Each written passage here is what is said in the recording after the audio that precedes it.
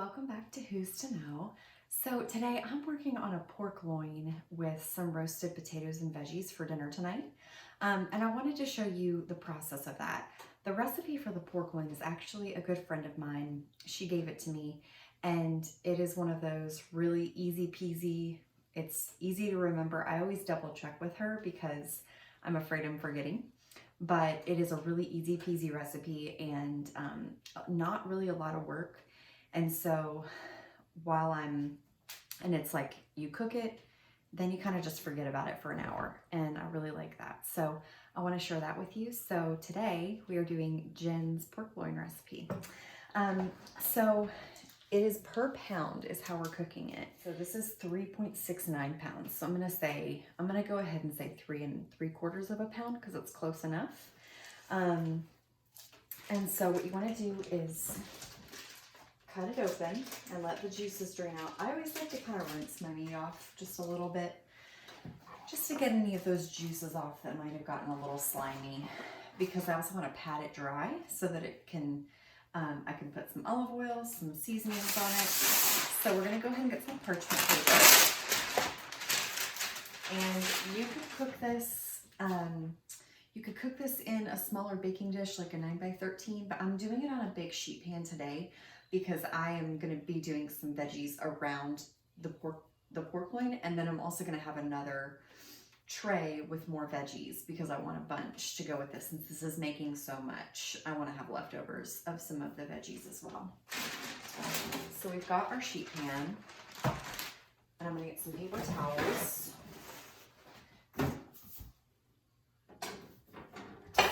And going to rinse this off. So you are going to preheat your oven to 500 degrees. So almost broiling, but not quite. So you're going to want to preheat that. My oven, I don't think all ovens have this, but mine has like a vent pipe from the inside where it allows steam to escape, which is great for not allowing steam to build up in the oven. But it's not great for actually keeping a really nice temperature, especially if you are, I always smell my meat too. That's just like out of habit of having had bad meat before. I knew it was fine. It's one of those things. So, because the way this recipe works is you cook it for just a little bit and then you turn your oven off and you just let it sit in the oven for an hour.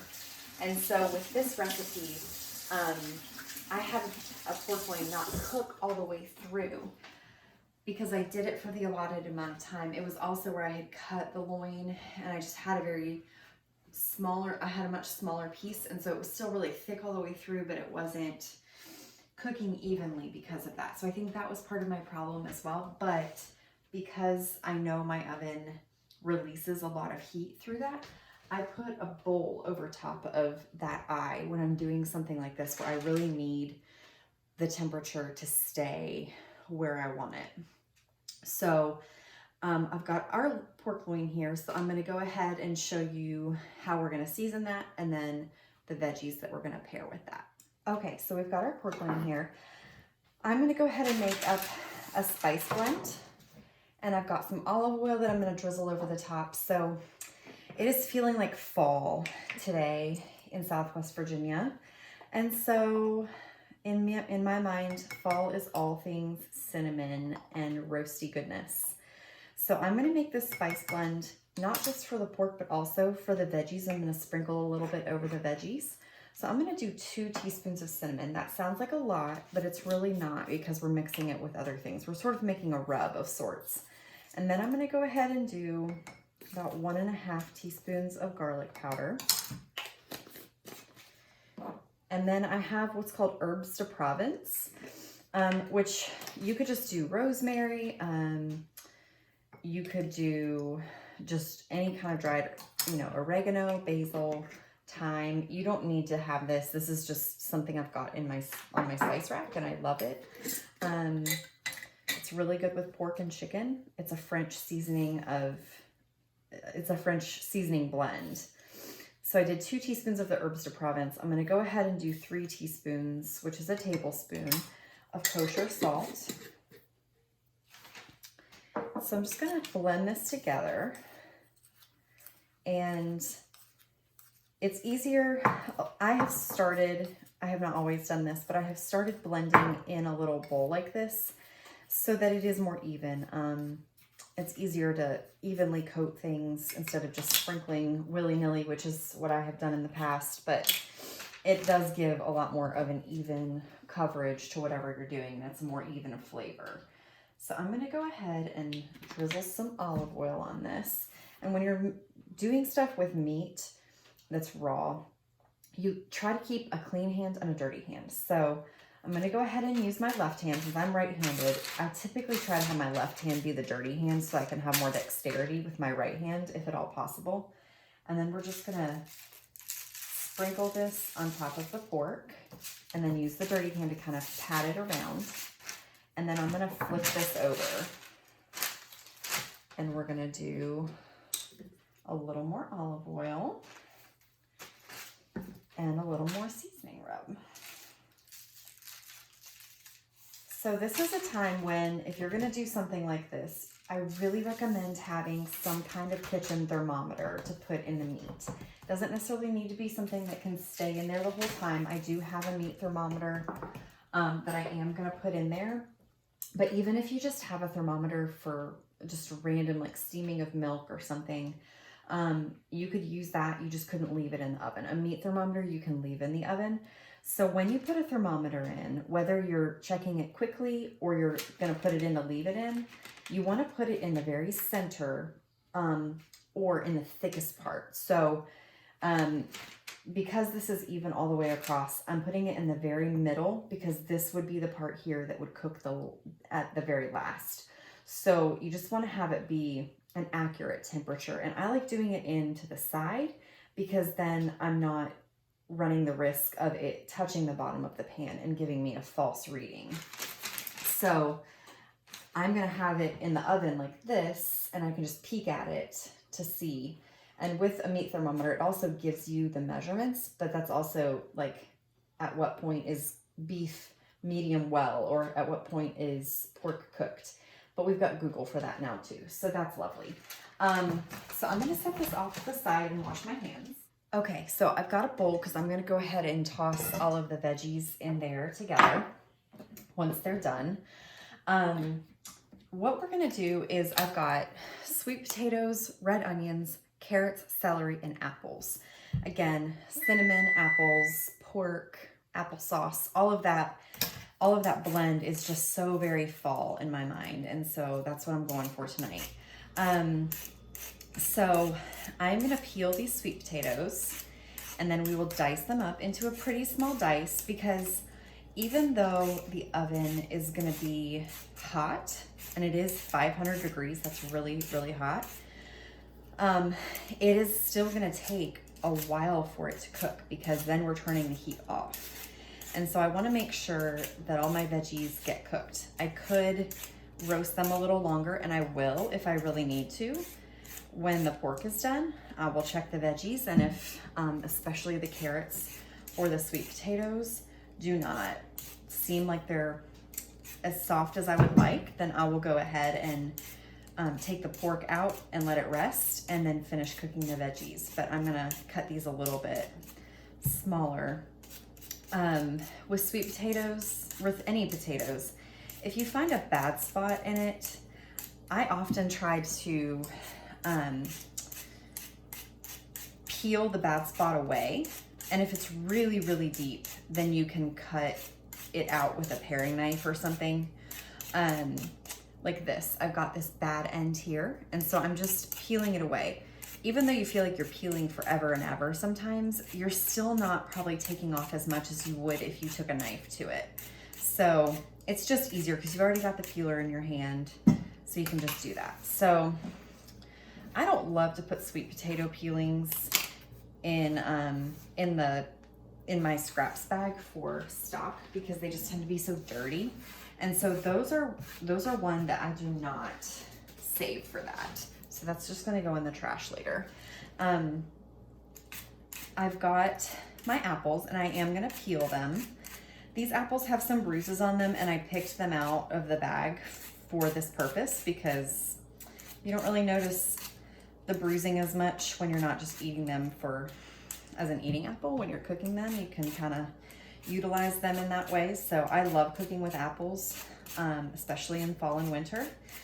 And so again, you can just use your peeler to cut away those bad spots. So these are going to be cut the same, similar, like very similar dimensions to the sweet potatoes.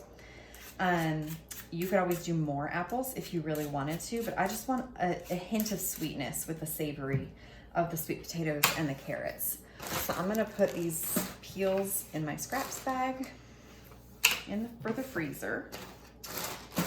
And then we've got our red onions. You can definitely use white if you really want to, but I really love the sweetness and the color of red onions with something like this. It just is a nice variation. So we've got like this little bad spot here, so we're just gonna cut that off and put it in our scraps bag. So we've got our onions, and then we've got celery. Now celery tends to be pretty dirty, so you do typically need to wash it. And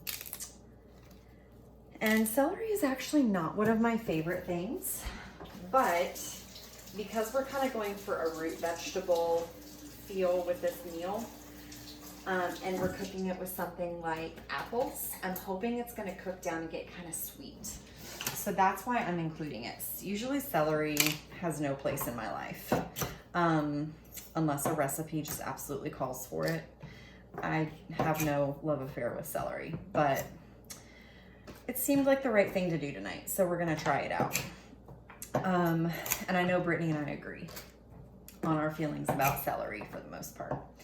I don't mind them in soups, but just to eat celery is not something that I am typically found doing.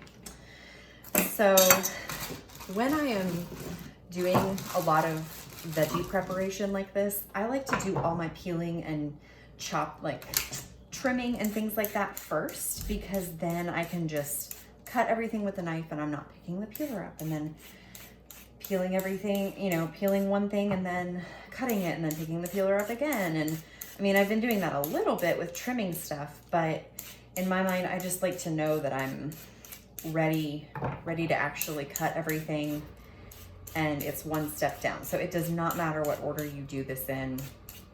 It is just a matter of what works for you. I absolutely love, I know I've talked about this peeler before, but I love this peeler. I just feel like for at least the way my wrist is, I just love that I'm not kind of at a different angle. I like that I'm peeling away from me and I'm not, it's taking nice slices off of the vegetable or the fruit. It's just really, really nice. So that's going in the bag. Now with carrots. Carrots are a very dense vegetable, so they take a while to cook. So they're dense partly because they have a lot of, they do not have a lot of moisture in them.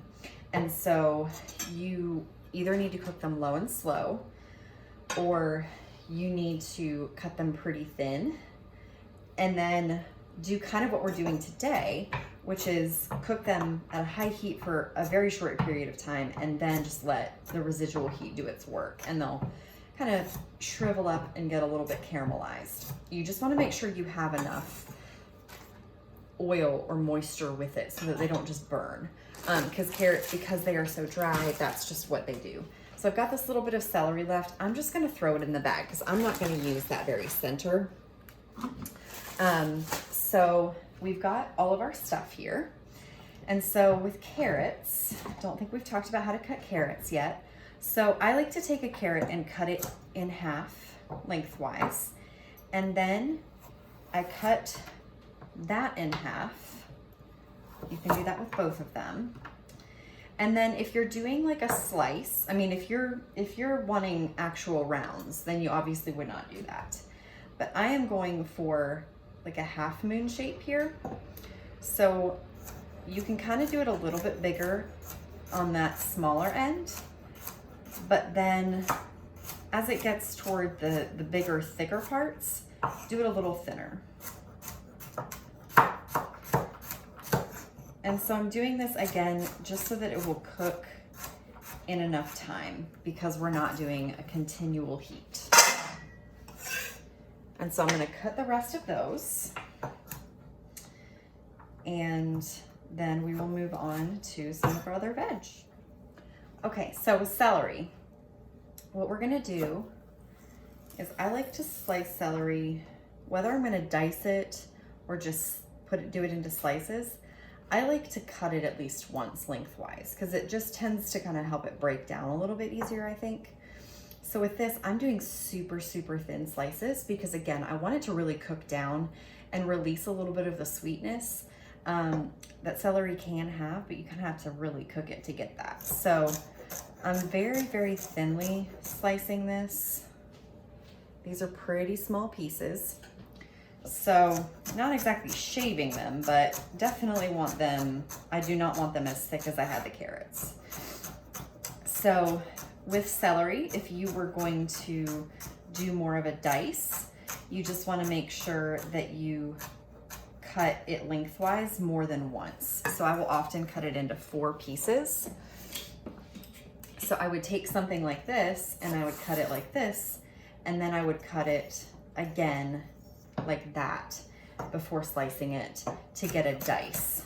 But again, with this, we're really I'm going for a little bit more of a larger piece. And you would not slice it as thin if you were trying to go for a dice. And I tend to do that for things like soups. Celery freezes very, very well, as do carrots and onions. So I have many times before done a soup preparation where I just cut a ton of celery and onion and carrots, and I just dice it all up and I put it in a freezer bag, and I have that ready for soup season. So it's just a lot less work. On a day when I want to make soup, I can just dump that in the soup pot. It does take just a little bit longer for it to come up to temperature in the pot, but I just saved myself a good 15-20 minutes of not having to chop veg. So the leaves of celery are super flavorful. So unless they're just gross looking, you can definitely cook them, and they actually add a nice little peppery flavor. So they are really, really good. So I highly recommend leaving those on if they look good. So we're gonna finish this celery and then move on to our onions. All right, so we've got our red onions. So we are gonna go for what is a julienne. And julienning is doing your knife, and we're gonna do a fairly thin, because again, we really, really want the sugars to be released from this and really sweeten and caramelize while it's in the oven. So if you do that if you cut something too thick, then it is not gonna do that. It's just gonna barely be cooked through, and it's not gonna have a lot of flavor. So we've done this pretty thin, about 1/4 inch. And that's how we're gonna do the rest of them. Now I will say, I know that if you're watching some of the videos where I'm doing a lot of chopping, I don't want anybody who is just starting out to be discouraged that it is going to take you longer to learn how to slice and dice things. That is something that just comes with literally years of practice. And so I encourage you to just keep at it, keep practicing.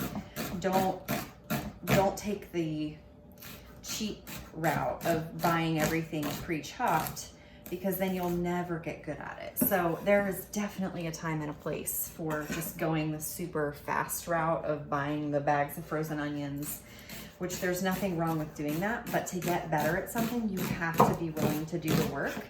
And when I first went to an apprenticeship program for cooking, it took me 4 hours to cut a bunch of veggies that my chef had given me to cut. And at lunch we sat down and I asked him how long it should have taken me to do it because I knew it took me longer. And he said, it should have taken you about an hour. And that was really humbling for me. And so obviously I had a lot to learn. Okay, with our sweet potatoes, we are doing a pretty small dice here because again, we're going for a cooking that is going to be even and without continual heat being poured on it. We want to make sure that it cooks and gets nice and tender. So that's what we're doing. So anyway, I encourage you to keep your knife sharp because that makes it so much easier. It will take you forever and a day to do any kind of vegetable slicing and chopping if your knives are dull. So make sure you have sharp knives. If you don't, then either get new knives if you have crappy knives to begin with that can't really be sharpened, or get a sharpener. You can get one for about $7 from Walmart and find out how to use it. It is totally worthwhile to learn how to do that. And it will make cooking so much more enjoyable if you're handling sharp knives. They do not need to be fancy. They just need to be sharp. So I am just, as I'm slicing them this way, I'm sort of gauging what size dice I want. That's how I figure out how thickly to slice it, is I think, okay, do I want like a large chunk? Do I want smaller? Do I want really small? And so this is what we would call like a medium dice, this size here. A very small dice would be often what you'll see, like onions being diced into for a much, like a sauce or something much smaller.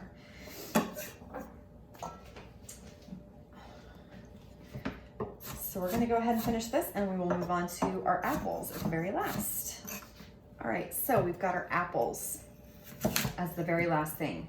So with an apple, I like to slice it halfway down, and then you can either lay it like this or like this, and you can do it both ways. And then this is one, if you are trying to save a little bit more apple, you can use a paring knife like this. You can get a closer cut that way. Or if you're just going for expediency, you can just do it like that. So either way is fine. I had always done it on the chopping board method. My husband does it more like this, and I actually do find that it saves me some of the apple. So I personally do not own an apple corer. You could definitely use that if you have it. My pet peeve with them is that I feel like they cut away more of the apple than you need, and sometimes also leave the core, leave some of the core attached, which you lose actual apple and then still have core to deal with. So personally, I would rather just cut the core out of my apples. But again, if that is something that you have and you feel like it is a really good tool, go ahead and use it. So if you were to do that, you would want to core your apples and then cut them open, and you could just cut them in half. You would not necessarily need to quarter them, but you definitely can in order to follow what we're gonna do next. So we've got all of our apples. So what I'm gonna do is I'm gonna do a pretty small dice. And so I cut them into slices, and then I like to just kind of stack them on top of each other again, and then cut them into, it's not totally a dice, but it's pieces. So we're going with it. If it was a much larger apple, then I would say maybe slice them, let me show you. I would say maybe slice it like this and then cut it in half this way. If you have massive apples, then definitely you could cut it smaller in order to get a smaller piece, but that is not totally necessary for this. We're going mostly for the concept and not Food Network perfection here. So we've got our apples. The thing that is so nice about apples especially for pairing it with something like carrots and sweet potatoes, is its sweetness, but also the fact that these are gonna release some nice moisture and the juice as they cook. And so that's gonna help balance out the dryness of those vegetables, which is really, really nice. And so it's not something you have to think about of pairing things like that, but it is really nice, and they will hopefully cook very well together. And then we will get a really nice balanced, not too juicy, like if you were cooking just apples, not too juicy, but also not too dry, where we're gonna have things just shriveled up and dried out and absolutely no moisture at all. So that is the really nice thing about pairing vegetables and fruits and things like that when you're cooking them all together, is that they do balance each other out very, very well. So we are almost done with this, and then we are going to toss everything together, throw it on the sheet pans, season it, toss it one more time, and then we're popping it in our 500-degree oven. So what we're going to do is, it's 500 degrees. We are cooking it, the pork loin is what we're talking about now. We are cooking it for 7 minutes per pound. And then we will turn the oven off and let it sit. Door shut, don't peek. With smoking or grilling, they say if you're looking, you're not cooking. We're gonna be going with that principle here as well, because we do not wanna let that heat escape from the oven. So we are gonna go ahead and just let it be for an hour after we turn the oven off. And so we will set a timer first for the cooking process, and then for our 1 hour, just so that we don't lose track of the time. And if it is not cooked all the way through at the end of our hour of sitting, then we will broil it to get it a little crispy on top if we need, or we can just turn the oven back on. But I am hopeful that with our little bowl trick here, it will work out. And if not, we will figure it out. So I'm gonna go ahead and just spray this one, and then around the edges of this with a little pan, just so that we can get a little more crispiness on the bottom. So again, as usual, I chose a bowl way too small. So we're gonna go ahead and move some of this out of the bowl so that we can actually toss it around. So now we're gonna kind of pour this around. The pork is also gonna release some juice, and so this tray will probably have a little bit of a different consistency than the other tray because it's gonna have more moisture, but that's totally fine. And again, I love to just put things on broil. If it did not get quite as crispy as I was hoping in the oven, I just broil it. I don't worry about it. If it's not cooked all the way through, then you need to turn the actual oven temp back on. But if not, if you're just looking for a little more color or to reduce some of the moisture on a sheet pan, just put it under the broiler and it'll help bubble some of that off. Okay, so we've got some olive oil that we're gonna drizzle over here. And then we're gonna sprinkle the rest of our seasoning over top of the vegetables evenly. So we're gonna save some for over here. And then we're just gonna toss it around. And again, and so we are, man, it smells almost like Thanksgiving in here. Oh man, it smells so good. So because I've got 2 sheet trays, I am gonna go ahead and put this one with the meat on the top because I've got more vegetables that I want more of that brown color underneath on this tray. And so I'm gonna go ahead and put this one on the bottom rack and then this one on the top. Again, if you have a convection oven, use it because it will give you a much more even color on your food if you have a convection oven. So if you have a convection oven, it does cook faster, but it also gives a much nicer brown color. So I'm popping these in the oven because it's 7 minutes per pound. It was 3 3/4 of a pound. I'm gonna set my timer for, let's see, 3 pounds would be 21 minutes, and it would be 28 if it was 4 pounds. So I'm gonna go ahead and do it for about 25 minutes. Actually, I'm gonna say 26 minutes. That's what I'm gonna do. And then I will turn the oven off. And I will peek at it a little bit while it's cooking to make sure that this is not burning on the bottom. And if it is, then I will stir it and swap it. But once we turn that oven off, I am not opening that door. So I will see you in an hour and 27 minutes. All right, so we are back an hour and 27 minutes later. I had set it for 26 minutes, but it took me a minute to get up here. It's telling me that the internal temp is only 145, which is actually not bad. It's about right. I'd say we need to let the juices rest in here and all of that. But because, oh man, that's perfect. Look at that. It is juicy and it is nice and white. That is so, so perfect.